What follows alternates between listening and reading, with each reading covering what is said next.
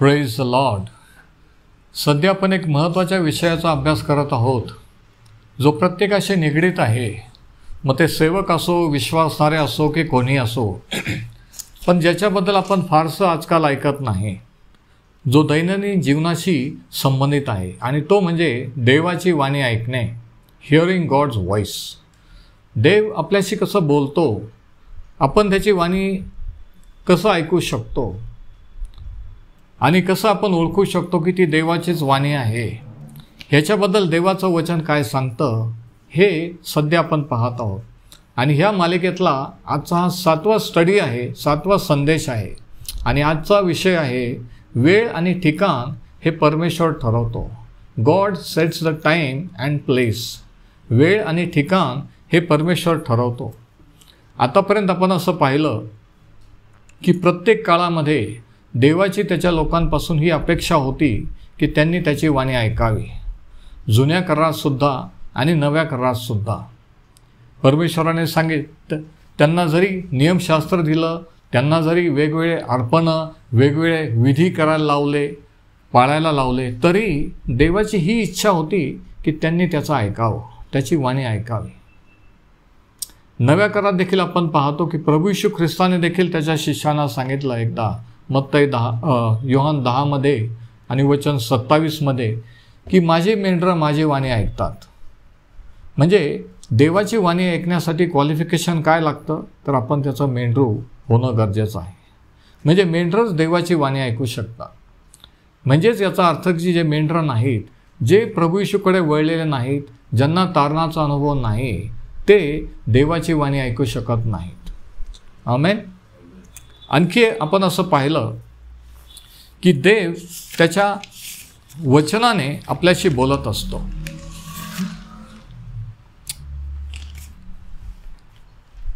आणि वचनाने विश्वास उत्पन्न होत असतो. रोम करार 10:17 मध्ये आपण असं पाहिलं की देवाच्या वाणी ऐकण्याचा परिणाम काय होतो की आपला विश्वास वाढतो.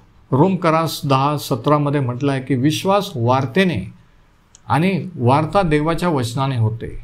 म्हणजे देवाचं वचन आपल्यामध्ये विश्वास उत्पन्न करतो. पुष्कळ लोक अशी प्रार्थना करतात की माझा विश्वास वाढव, आमच्यासारख्यानं सांगतात, परंतु प्रार्थनेने विश्वास वाढत नसतो. विश्वास देवाचं वचन ऐकल्याने किंवा वाचल्याने वाढत असतो. त्यानंतर आपण मागील संदेशात मागच्या स्टडीमध्ये हे पाहिलं की देवाची वाणी ऐकण्यासाठीच्या 4 मुख्य आवश्यकता आहेत. आणि त्यापूर्वी आपण असं पाहिलं की प्रभू येशू ख्रिस्त वारंवार ज्यावेळेस उपदेश करत होता, शेवटी तो वारंवार असं म्हणत होता की ज्याला ऐकावयास कान आहे तो ऐको. मग जे लोक त्याचं ऐकत होते त्यांना काही कान नव्हते का? होते. मग कोणत्या कानाबद्दल तो बोलत होता? तो ह्या शारीरिक कानाबद्दल बोलत नव्हता, तर आपल्या आत्मिक कानाबद्दल किंवा आपल्या अंतःकरणाविषयी तो बोलत होता. म्हणजे देवाची वाणी म्हणजे प्रभू येशूला हे म्हणायचं होतं की मी जे तुम्हाला सांगितलं, मी जे तुमच्याशी बोललो, ह्या कानाने जरी तुम्ही ऐकलं तरी तुमचं अंतःकरण जर उघडलेलं नसेल तर तुम्हाला समजणार नाही. आणि हे किती महत्त्वाचं आहे. म्हणून नीतिसूत्रेत एक वचन असं आहे की सर्व रक्षणीय वस्तूपेक्षा आपल्या अंतःकरणाचे रक्षण कर, कारण त्यातून जीवनाचा उगम आहे. Keep your heart with all diligence, for out of it are the issues of life. म्हणजे ख्रिस्ती जीवन बाहेरून आत नाही तर आतून बाहेर आहे. देव आत्मा आहे, आपण आत्मा आहोत. देव सर्व काही आपल्या आत्म्यात बोलतो, देतो आणि आत्म्याशी आपल्याशी बोलतो. आणि मग आपल्याला आपल्या बुद्धीला, मनाला ते समजतं. आणि म्हणून अंतःकरणाचं संरक्षण, आणि हे संरक्षण देव करणार नाही, लक्षात घ्या. तू आपल्या अंतःकरणाचे, तू सर्व रक्षणीय वस्तूपेक्षा आपल्या अंतःकरणाचे रक्षण कर. म्हणजे हे रक्षण देव करणार नाही आहे, हे तुम्ही आणि मी करायचं आहे. की 24 तास उठल्यापासून आपण किती वेळ मोबाईल खेळतो, किती वेळ आपण TV प्रोग्राम पाहतो, किती वेळ आपण कोणाबरोबर टाईमपास करतो.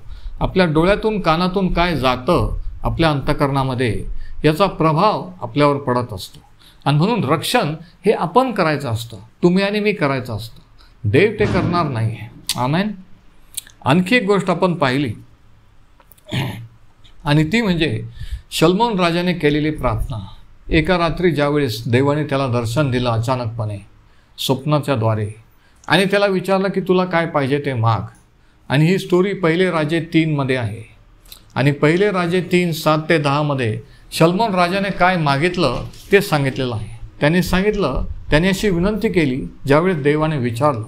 आता विचार करा, समजा जर तुम्हाला आज रात्री देवाने दर्शन दिलं, स्वप्नाच्या द्वारे विचारलं की तुला काय पाहिजे ते माग, तुम्ही काय मागा? त्याने दुसरं तिसरं काही मागितलं नाही. पहिले राजे 3 सांगितलं की त्याने म्हटलं की हे परमेश्वरा, मला सावधान चित्त दे किंवा ऐकणारं चित्त दे, की जे मन, जे चित्त तुझी वाणी ऐकू शकेल. ही महत्त्वाची गोष्ट त्याने मागितली. आणि म्हणून याच्यामुळे परमेश्वर इतका खुश झाला, इतका इम्प्रेस झाला की त्याने सांगितलं ते तर मी तुला दिलेलं आहे, पण त्याच्याबरोबर धन, संपत्ती, वैभव, ऐश्वर सर्व काही तुला देतो. आणि आपल्याला माहिती आहे की इतिहासामध्ये शलोमोनासारखा राजा कोणत्याही देशाचा कधी झाला नाही किंवा होणार नाही. इतिहास याला पुरावा आहे.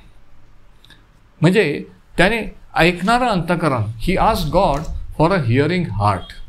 आणि आज आपण हे मागितलं तर किती बरं होईल, नाही का?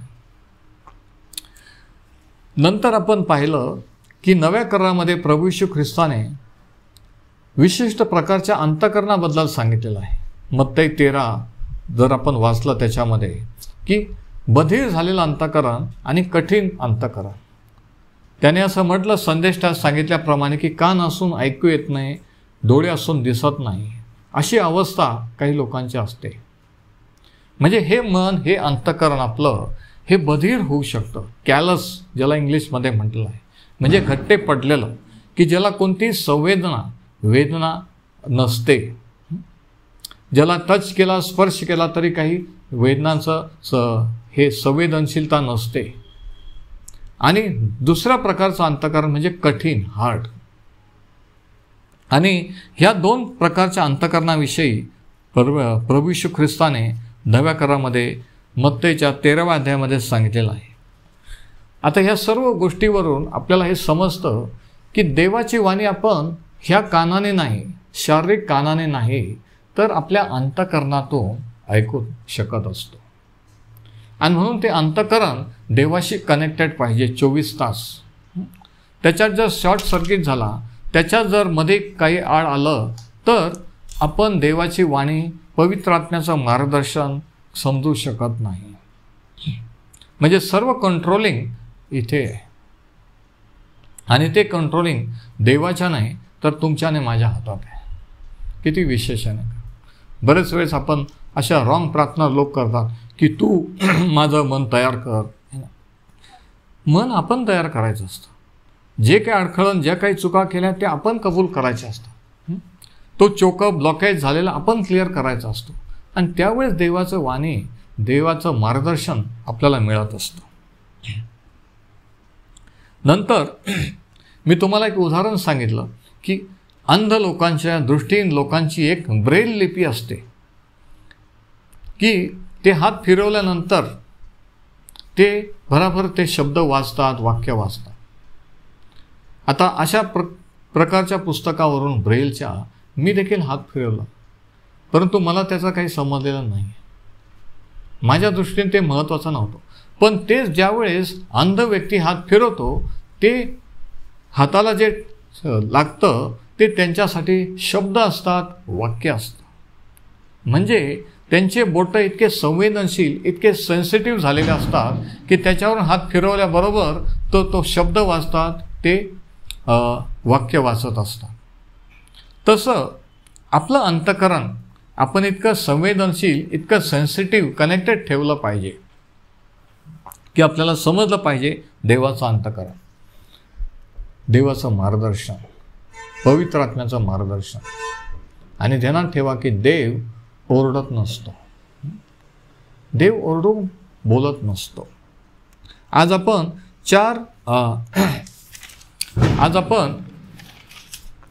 पाहू की देव आपल्याशी कुठे आणि कसं बोलतो. देवाने वेळ आणि ठिकाण हे परमेश्वर ठरवत असतो. देव आपलं घड्याळ ते देवाचं घड्याळ नाही, आपलं कॅलेंडर हे देवाचं कॅलेंडर नाही आहे. त्याचा काळ तो काळामध्ये राहत नाही, तो अनंत काळात राहतो. God doesn't live in time, he lives in eternity. Time lives in him. Amen. तर हे घड्याळ किंवा हे कॅलेंडर प्रमाणे आपण म्हणायचं नसतं की उशीर झाला किंवा लवकर. तर आज आपण पाहू की वेळ आणि ठिकाण हे परमेश्वर कसं ठरवतो. आणि असं संवेदनशील अंतःकरण हे सेन्सिटिव्ह करण्यासाठी 4 आवश्यकता आहेत. त्या 4 आवश्यकता मागच्या स्टडीमध्ये आपण पाहिला. परत एकदा मी थोडक्यात सांगतो. नीतिसूत्रे 4:20 आणि 5:1 मध्ये पहिलं म्हणजे लक्ष देणे. माझ्या मुला, माझ्या वचनाकडे लक्ष लाव, माझ्या सांगण्याकडे कान दे. लक्ष लाव, अंडरलाईन करा, आणि कान दे. 2 गोष्टी आहेत.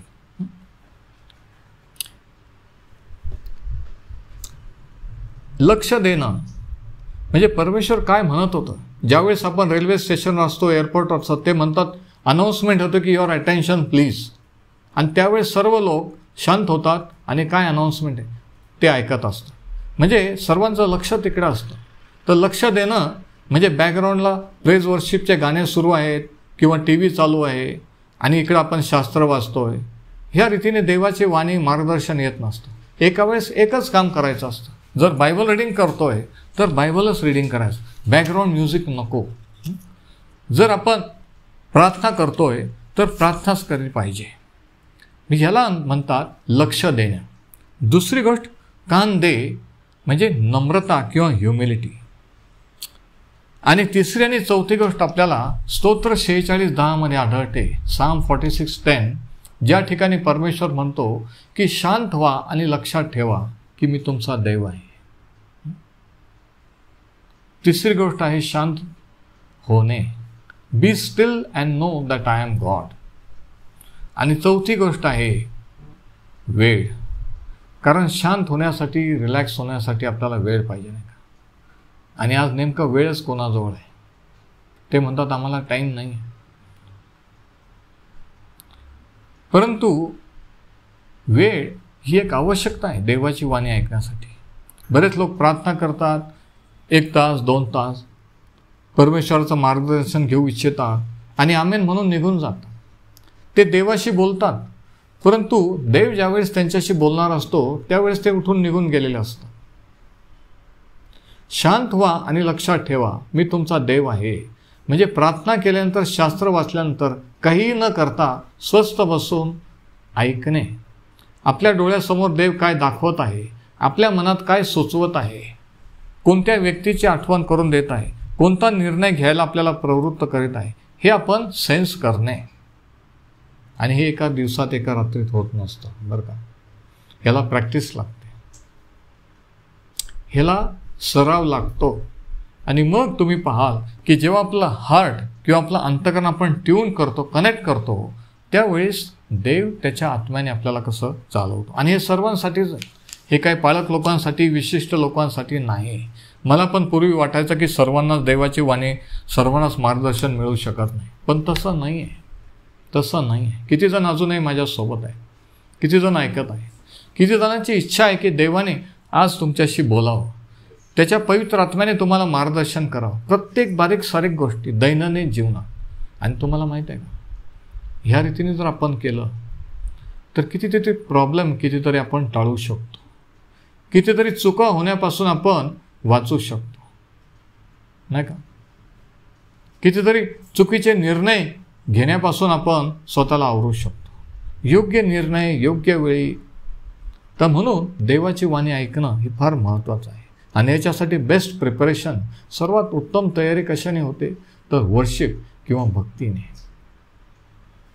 आणि म्हणून प्रार्थना किंवा भक्तीच्या वेळेस आपण सुरुवातीला गीत गातो, आपलं अंतःकरण तयार करतो, सेट करतो आणि मग देवाचं वचन आपल्याकडे येत असतं.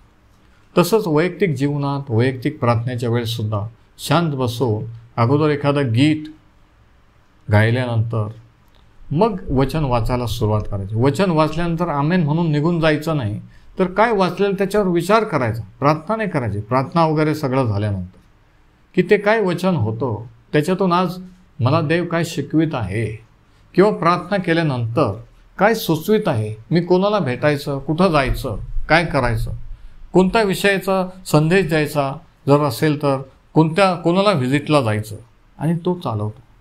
आणि म्हणून मग लोक म्हणतात की 2 दिवसापासून आम्ही वाटच पाहत होतो, आम्हाला असं वाटत होतं की पाळक साहेब तुम्ही येणार आहे, आणि कोणताही फोन नसताना अचानक मी तिथं आहे.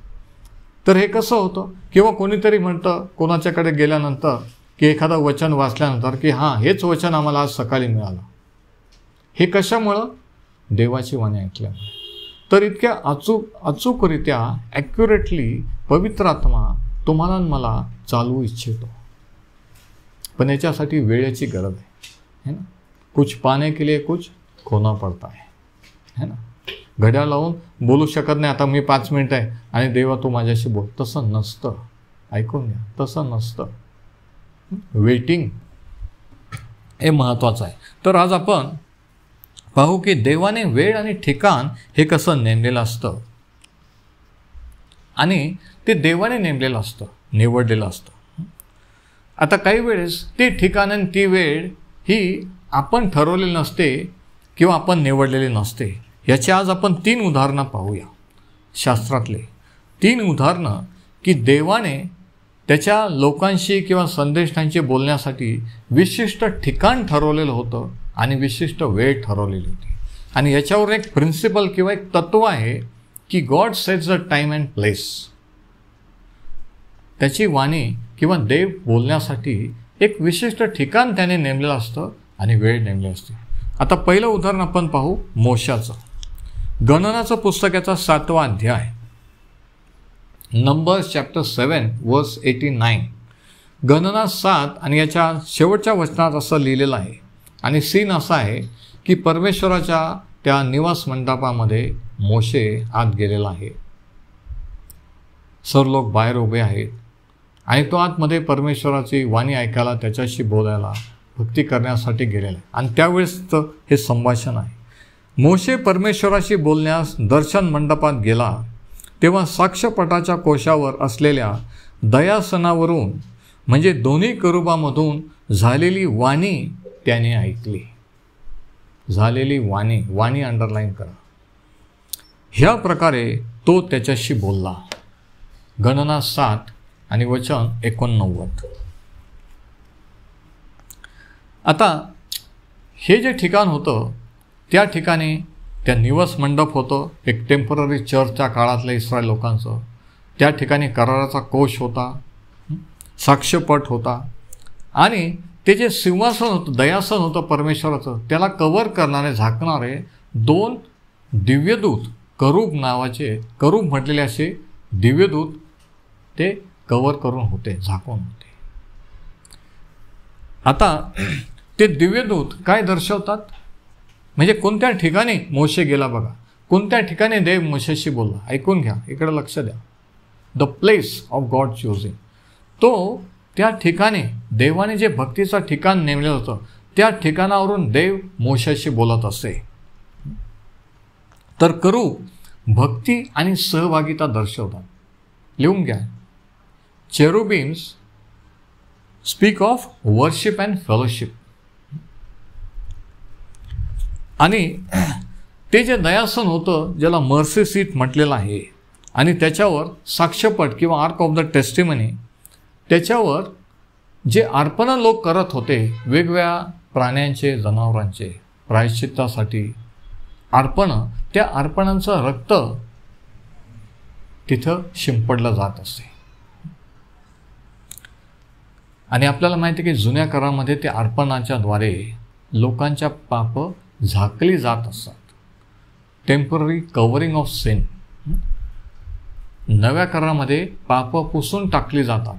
इकडे ऐका, जुन्या करारात अर्पणं पाप झाकून ठेवत होते, काढून टाकत नव्हते. पण नव्या करारात येशू ख्रिस्ताचं रक्त पाप काढून टाकते. आमेन. तर ते ठिकाण भक्तीचं ठिकाण होतं जिथं देव मोशाशी बोलत असे. ते ठिकाण फेलोशिपचं किंवा सहभागितेचं ठिकाण होतं. ते ठिकाण ज्या ठिकाणी पापाची क्षमा झालेली आहे रक्ताने, ते क्षमेचं ठिकाण होतं. म्हणजेच जर पाप असेल, क्षमा न मागता जर पाप घेऊन त्या ठिकाणी गेलं तर देवाची वाणी मोशेला ऐकू येणार नव्हती. इकडं ऐका, हे फार फार महत्त्वाचं आहे, फार महत्त्वाचं आहे.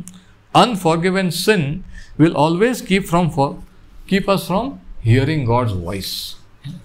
म्हणून त्या दयासनाजवळ मोशे जात असे.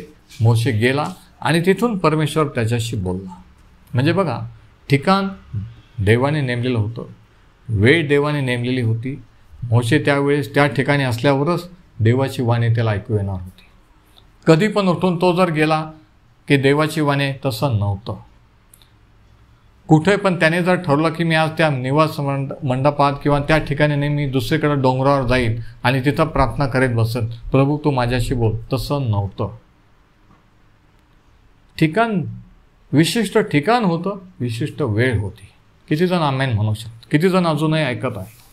मत्ती 6:6 मध्ये प्रभू ईश्वरे म्हटलं की ज्यावेळेस तू प्रार्थना करतोस तेव्हा आपल्या आतल्या खोलीत जा आणि दार लावून घे. म्हणजे काय? समजा जर एकच खोली असेल तर आतल्या खोलीत जाऊन दार लावून घे. म्हणजे काय की सर्व काही बाहेरून शांत करू, जेव्हा रिलॅक्समध्ये असतो त्यावेळेस तू प्रार्थनेला सुरुवात कर. इकडे ऐका, बरेच लोक घाईघाईने प्रार्थना करतात, घाईघाईने म्हणतात चला चला आता प्रार्थना करा, प्रार्थना. तसं नसतं. घाईघाईने किंवा आपल्या वेळेनुसार देव बोलत नसतो. घाईघाईने शास्त्र कधी वाचायचं नसतं. मी नेहमी सांगतो आणि परत एकदा सांग, घाई असेल तर आधी ते कामं आवरा, नंतर शास्त्र घेऊन बसा. घाई असेल तर घाईघाईत प्रार्थना करू नका, कारण काही फायदा होणार नाही. प्रार्थना हे 2 वे कम्युनिकेशन पाहिजे. एखाद्याशी नातं संबंध जोडायचं असेल तर दोन्ही बाजूनी संबंध, दोन्ही बाजूनी संपर्क पाहिजे. बरोबर? मला जर म्हस्के पाळक साहेबांशी जर संबंध वाढवायचे तर फक्त ते मला फोन करतात, ते बोलतातच, मी पण त्यांच्याशी बोललं पाहिजे. 2 वे कम्युनिकेशन. प्रार्थनेने आपण देवाशी बोलतो, वचनाने आत्म्याने देव आपल्याशी बोलतो. बऱ्याच जणांचं देवाशी 1 वे आहे. ते फक्त प्रार्थनाच करतात, त्यांना ऐकणं त्यांना माहीतच नाही. शांत बसणं आणि नुसतं काही न करता बसून ऐकणं हे त्यांना काहीच माहीत नाही. आणि म्हणून त्यांचं जीवन उथळ आहे, अस्थिर आहे, अस्वस्थ आहे. म्हणून ते रेस्टलेस आहेत, अतृप्त आहेत. तर प्रभू ईश्वरे म्हटलं की आतल्या खोलीत जा आणि दार लावून, आणि मग तू आपल्या स्वर्गीय पित्यावर प्रार्थना कर. म्हणजे सगळं डिस्ट्रॅक्शन, सगळा गोंधळ, सगळा आवाज बंद कर, दार लावून घे, आतल्या खोली जा. मनात मन शांत करून मेंटल प्रिपरेशन, मानसिक तयारी है ना, टेन्शनमध्ये नाही, रागावलेलं नाही, कोणत्या गोंधळ, अशा शांत झाल्यानंतर मग खरी प्रार्थना सुरू होते. आणि हे किती महत्त्वाचं आहे, गरजेचं आहे. अनेकांना हे गरजेचं आहे. तर पहिलं उदाहरण मोशेचं आहे की देवाने ते ठिकाण ठरवलेलं होतं. दुसरं उदाहरण आपल्याला जुन्या करारामध्येच एलिया संदेष्टाचं वाचायला मिळतं. पहिले राजेचं पुस्तकाचा 19वा अध्याय आणि त्या ठिकाणीची स्टोरी आहे. 1 किंग्स चॅप्टर 19. आणि आपण वाचू. याची पार्श्वभूमी, बॅकग्राऊंड सीन असा आहे की एलिया संदेष्टाने मोठा पराक्रम करून अग्नी कॉल केलेला आहे. इस्रायल राणीने पण मांडलेला आहे, विडा उचललेला आहे की त्याचा जीव घेण्याचा, त्याला मारून टाकायचा, आणि तो घाबरून तिच्यापासून पळून गेलेला आहे. आणि तो गुहेत जाऊन लपलेला आहे डोंगरामध्ये. बघा, असं होऊ शकतं का? देवाचे लोक, मोठे लोक, संदेष्टे असे डिप्रेशनमध्ये जाऊ शकतात का? हो. परंतु देवाची स्तुती असो की त्याच्यावर उपाय आहे. आणि ज्यावेळेस तो गुहेत आपला जीव मुठीत घेऊन लपलेला होता त्यावेळेस काय झालं आपण वाचूया. त्या ठिकाणी परमेश्वर त्याच्याशी बोलला. पहिले राजे 19, 1 किंग्स 19, 11 ते 13. त्याने त्यांना म्हटले, तू इथून बाहेर निघून जा. त्याने त्यास म्हटले, म्हणजे परमेश्वर एलिया संदेष्टाशी बोलत आहे. पर्वतावर परमेश्वर समोर उभा राहा. आता तो गुहेमध्ये आहे आणि परमेश्वर त्याला सांगतो की तू पर्वत चढून वर जा आणि माझ्यासमोर उभा राहा. का बरं? तो जिथं आहे तिथं देव बोलू शकत नाही का? त्याला काय सांगायचं तर तिथे सांगू शकत नाही. देवाने त्याचा संदेश कळवण्यासाठी, मार्गदर्शन करण्यासाठी एक विशिष्ट ठिकाण ठरवलेलं असतं. हेच मी तुम्हाला सांगण्याचा प्रयत्न करतो. म्हणून परमेश्वर म्हणतो की तू गुहेतून बाहेर निघ आणि माझ्या समोर त्या पर्वतावर जाऊन उभा राहा. आणि तेव्हा पहा, आणि एलिया जाऊन तिथे उभा राहिला. आणि काय झालं बघा, 11 वचन. तेव्हा पहा, परमेश्वर जवळून जात असता त्याच्या समोरून मोठा सुसाट्याचा वारा सुटून डोंगर विदारीत व खडक फोडीत होता. इतका सुसाट्याचा वारा, इतकं वादळ सुटलं की पर्वतावरचे, डोंगरावरचे ते खडक फुटले. विचार करा, आपण घरावरचे पत्रे आणि छतं उडताना पाहतो, झाडं कोसळताना, पण ॲक्च्युली खडक फुटले म्हणजे तो वारा किती भयानक असेल. आणि हा सीन एलिया पाहत आहे आणि तो एकटाच आहे. देवाचं सामर्थ्य, देवाने निर्माण केलेल्या निसर्गाचं सामर्थ्य, पॉवर देव एलियाला दाखवत आहे. तो एकदम खचून गेलेला आहे, डिप्रेशनमध्ये आहे. आज कोण खचून गेलेलं आहे? कोण डिप्रेशनमध्ये आहे? जरा ऐका. तो घाबरलेला आहे, भयभीत आहे. तो जीव मुठीत घेऊन त्याच्या डोंगरात लपलेला आहे. त्याला उत्तेजनाची गरज आहे. आणि उत्तेजन देव कसं देतो माहिती आहे का? त्याचा पॉवर, त्याचं सामर्थ्य प्रगट करत असतो. त्याने त्याचं सामर्थ्य प्रगट केलं. एलियाने पाहिलं की खडक फुटले अक्षरशः, इतका जोराचा सुसाट्याचा वारा सुटला. नंतर पण त्या वाऱ्यात परमेश्वर नव्हता. त्याला वाटलं की आता हा वारा सुटला, आता देवाची वाणी ऐकू येईल, पण त्याच्यातून वाणी ऐकू आली नाही. वारा सुटल्यानंतर भूमिकंप झाला, अर्थक्वेक. पण त्या भूमिकंपातही परमेश्वर नव्हता.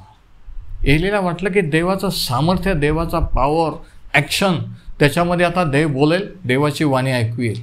परंतु तसं काही झालं नाही. बरेच वेळेस आपण चमत्कार अनुभवतो, पाहतो, है ना, देवाचं सामर्थ्य उतरलेलं अनुभवतो आणि आपल्याला वाटतं की त्यावेळेस देव आपल्याशी बोलेल, त्यावेळेस पवित्र आत्म्याचं मार्गदर्शन आपल्याला होईल. पण तसं नसतं, तसं होत नसतं. आणि काय झालं माहिती आहे का?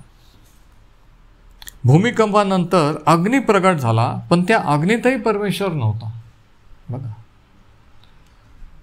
सोसाट्याचा वारा, भूमिकंप आणि अग्नी,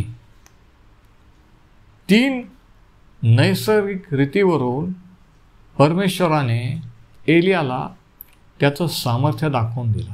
कशासाठी? की त्याला धीर यावा, त्याला उत्तेजन मिळावं. काही वेळ देव चमत्कार का करतो? त्याचा पॉवर, त्याचं सामर्थ्य का दाखवतो? आपण जे डिप्रेशनमध्ये गेलेलो असतो, निराश झालेलो असतो, है ना, आपल्याला उत्तेजन देण्यासाठी. किती जण आमेन म्हणू शकतो? तर परमेश्वर डायरेक्ट त्याच्याशी का बोलत नाही? हे सर्व का दाखवतोय? सोसाट्याचा वारा सुटला तरी बोलला नाही, भूमिकंप झाला तरी देव त्याच्याशी बोलला नाही, अग्नी उतरून आला तरी देव त्याच्याशी बोलला नाही. हे सर्व त्याने पाहिलं. आणि हे पाहिल्यानंतर काय झालं माहिती आहे का? एलियाला उत्तेजन मिळालं, है ना. तो टेकून कुठंतरी उभा असेल, बसला असेल, तो एकदम थ्रिल्ड होऊन उभा राहिला. तो ताजातवाना झाला. देवाने त्याला उत्तेजन दिलं. डिप्रेशनमध्ये कधी तुम्ही देवाची वाणी ऐकू शकणार नाही. जेव्हा तुम्ही ॲक्टिवेट झालेले असता आत्म्यातून, जेव्हा तुम्ही डिस्टर्ब नसता, त्यावेळेस पवित्र आत्म्याचं लीडिंग, मार्गदर्शन येत असतं. जेव्हा तुमच्या डोक्यात दुसरं काहीतरी चाललेलं असतं, लक्ष भलतीकडेच असतं, त्यावेळेस देव तुमच्याशी बोलत नसतो. मग तुम्ही 1 नाही 10 अध्याय जरी वाचले तरी एकही अक्षर समजणार नाही.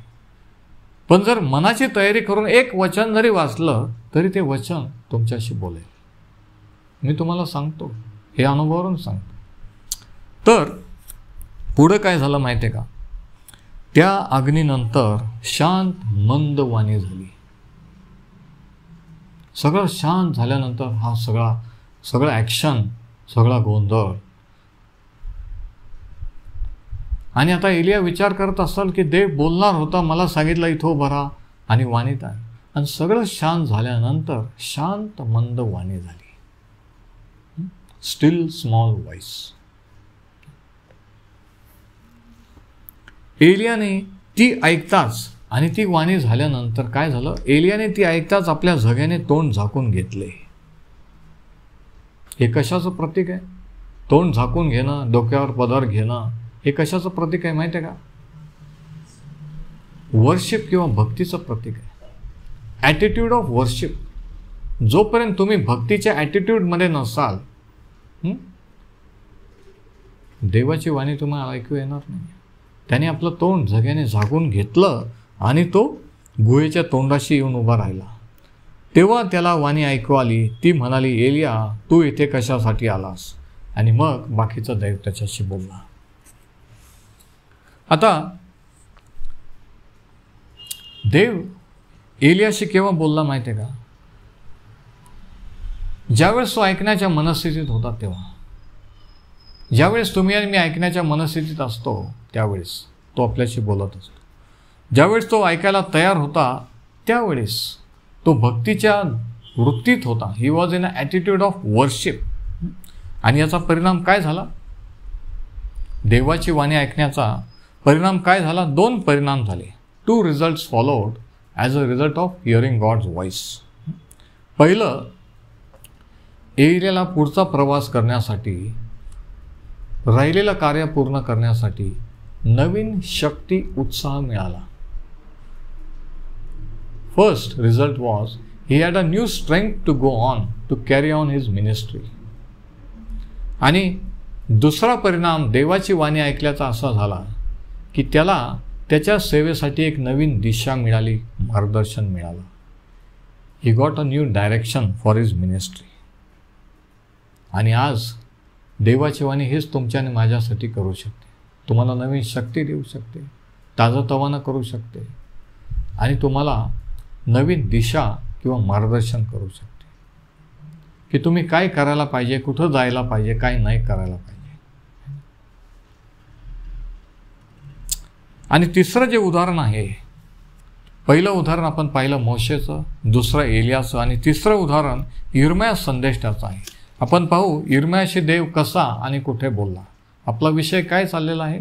आपलं टायटल आहे God says the time and place. ठिकाण आणि वेळ हे देव ठरवत असतो, आपण नाही. देवाने ठरवलं. ते निवास मंडप त्या ठिकाणी मोशेशी बोलत असे. देवाने एलियाला सांगितलं की तू पर्वतावर जाऊन माझ्यासमोर उभा राहा. ठिकाण देवाने ठरवलेलं होतं. जोपर्यंत हे तिथं गेले नाही तोपर्यंत देव त्यांच्याशी बोलला नाही, त्यांना देवाची वाणी ऐकू आली नाही. आता यिर्मयाच्या बाबतीत काय झालं बघा. यिर्मयाचं पुस्तकाचा 18वा अध्याय, जेरेमाया चॅप्टर 18 आणि वचनं 1 ते 6 या ठिकाणी ही स्टोरी आहे की यिर्मयाला देवाची वाणी कुठं ऐकू आली.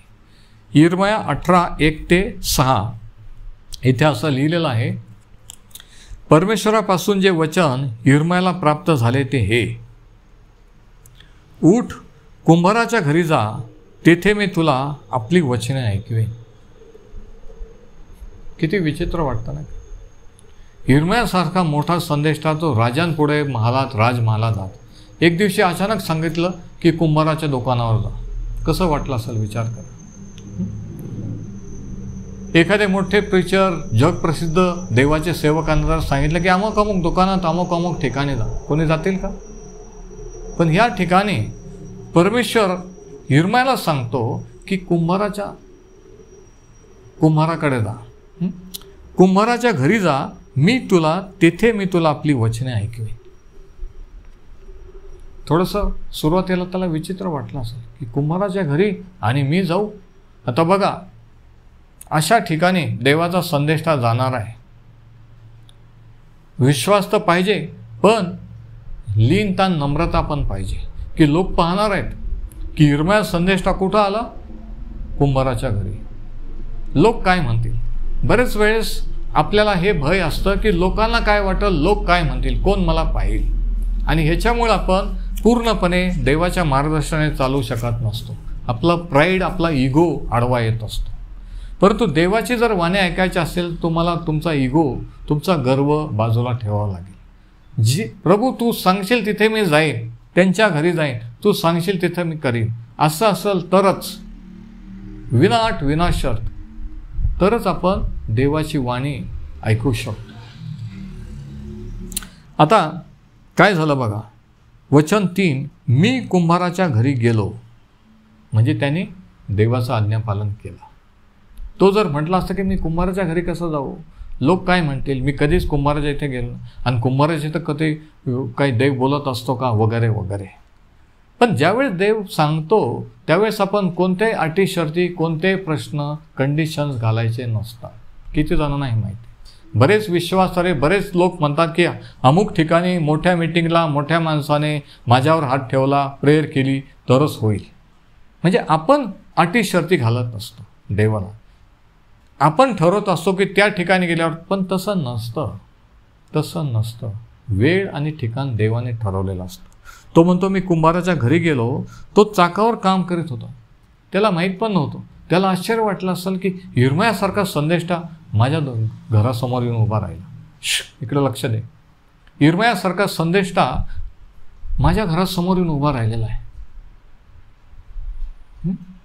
आणि काय झालं बघा, तो म्हणतो की तो चाकावर काम करत होता, तो त्याच्या कामात बिझी होता.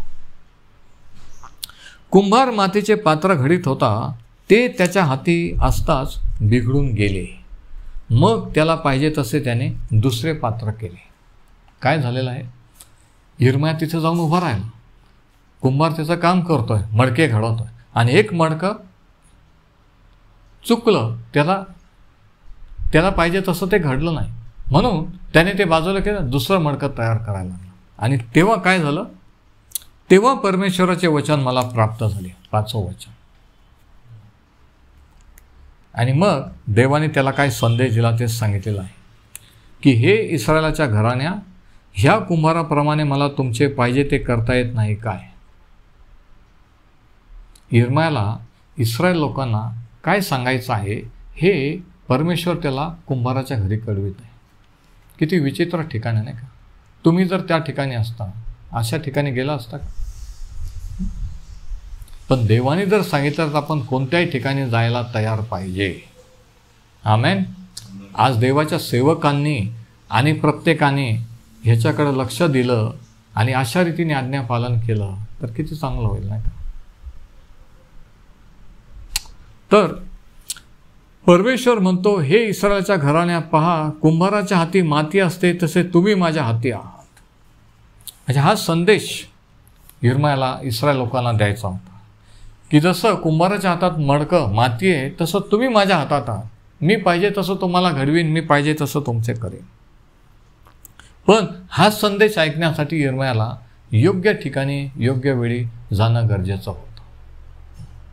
म्हणजे देवाने अपॉइंटमेंट यिर्मयाला त्या कुंभाराच्या घरी अपॉइंटमेंट दिलेली होती. विचार करा.